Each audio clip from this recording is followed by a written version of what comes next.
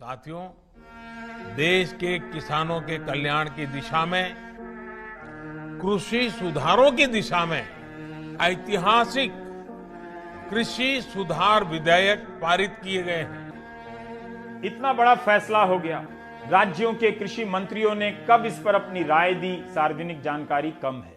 क्या किसानों के संगठनों से इस बारे में पूछा गया, सार्वजनिक जानकारी कम है। अब नया कानून समझिए, मंडी के सामने, सरकारी मंडी के सामने प्राइवेट सेक्टर की मंडी खुलेगी। एक में टैक्स लगेगा, एक में नहीं लगेगा। पहला सवाल तो यही है कि इसमें टैक्स क्यों नहीं लगेगा। जाहिर है जिसमें टैक्स होगा वो मंडी धीरे धीरे खत्म हो जाएगी। क्या प्राइवेट मंडियों में टैक्स इसलिए नहीं होगा ताकि एपीएमसी यानी सरकार की थोक मंडियां अपने आप खत्म हो जाएं? ये मेरा सवाल है। साथियों, नीतीश जी भी इस कार्यक्रम में मौजूद है। वो भली भांति समझते हैं कि एपीएमसी एक्ट से किसानों का क्या क्या नुकसान होता रहा है।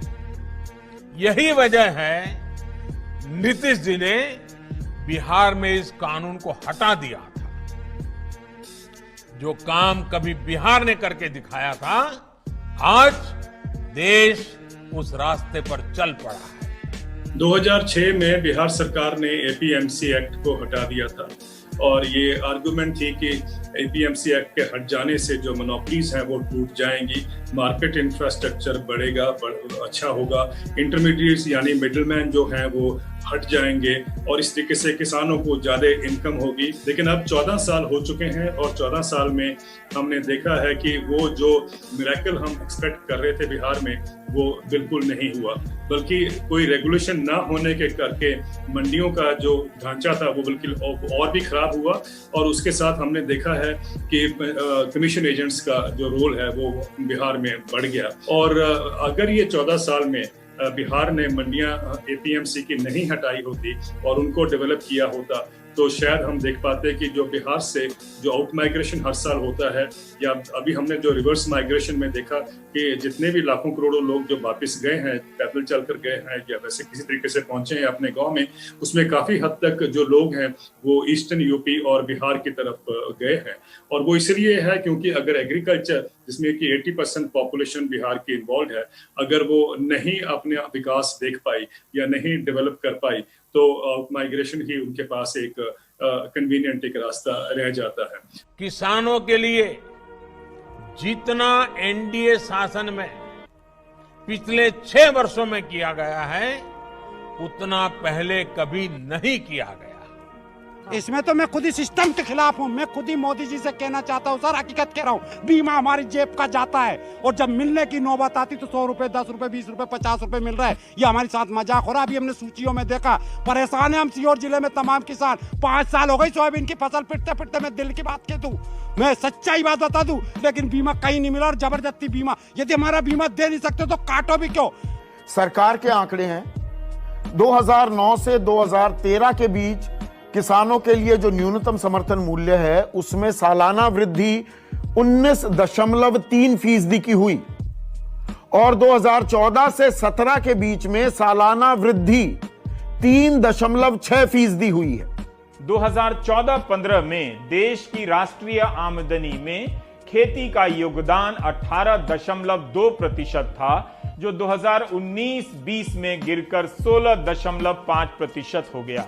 2016-17 में अधिकतम 6.3% की वृद्धि दर्ज हुई थी, जो 2019-20 में गिरकर 2.8% पर आ गई। ठीक वैसे जैसे सरकार के बजट में एग्रीकल्चर मार्केट के विकास का पैसा चुपचाप आधा हो गया। और हमने देखा है कि 2011-12 और 2017-18 के बीच में एक रिजर्व बैंक ऑफ इंडिया की एक रिपोर्ट कहती है कि भारत में एग्रीकल्चर में जो पब्लिक सेक्टर इन्वेस्टमेंट है वो 0.3 to 0.4% ऑफ द जीडीपी है।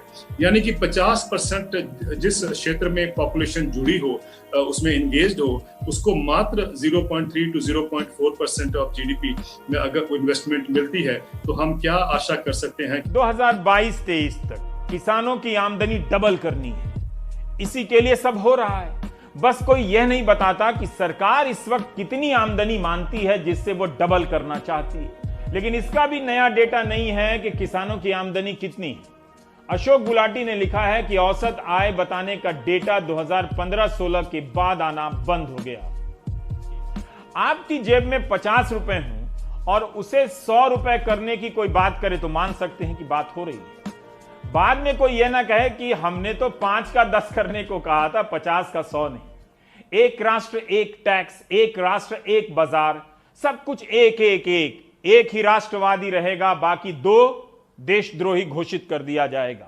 3, 4 या 5 का क्या होगा पता नहीं। इस वीडियो के सामने आने के बाद सवाल तो बनता ही है, अगर हम करें तो करें क्या, बोले तो बोले क्या। मोदी तेरी तानाशाही, ये बॉर्डर कब तक बना देश का किसान हिसाब लेगा।